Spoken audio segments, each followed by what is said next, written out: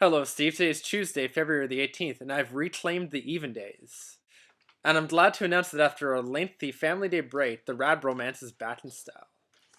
As you can tell by the time this is being posted, this is another late night video, and the reason for that is actually the Olympics.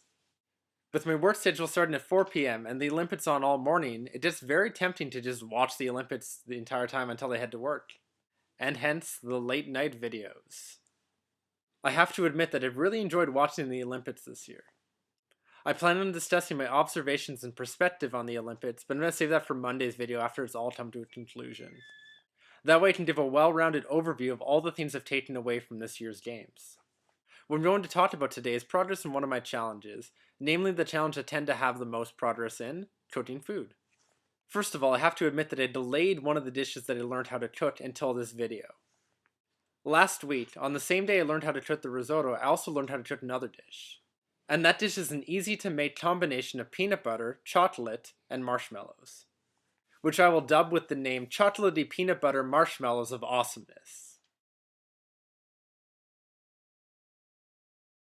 The dish is really easy to make, so in Thursday's video I plan on sharing that recipe with you.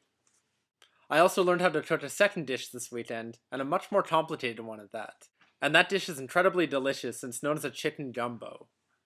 For anybody out there who doesn't know what that is, a chicken gumbo is a combination of a lot of ingredients that's put together to make a stew or soup-like mixture. The recipe I was taught involved things like green peppers, onions, chicken, bacon, tomato paste, flour, a lot of stuff like that. Take a look for yourself at the results.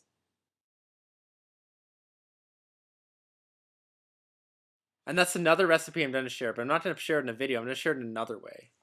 That recipe is going to be available to read upon completion of the Rad Bromance Cookbook. As you're aware, Steve, that's an idea you brought up earlier, and I'm starting to take the reins on actually putting this thing together. My hope is that by the end of the March break, the cookbook is up to date and we can post the current status of it on the Rad Bromance website. The next thing that I want to talk about today is another Oscar prediction, to keep that ball rolling.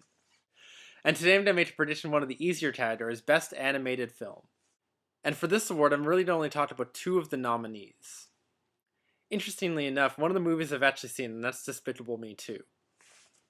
I went to go see it over the weekend this summer when I was working at camp. And I also have to admit that I really enjoyed this movie. I thought it was pretty well made, and I thought it was a lot of fun to watch. With that being said, I don't see it as really an Oscar contender for the category.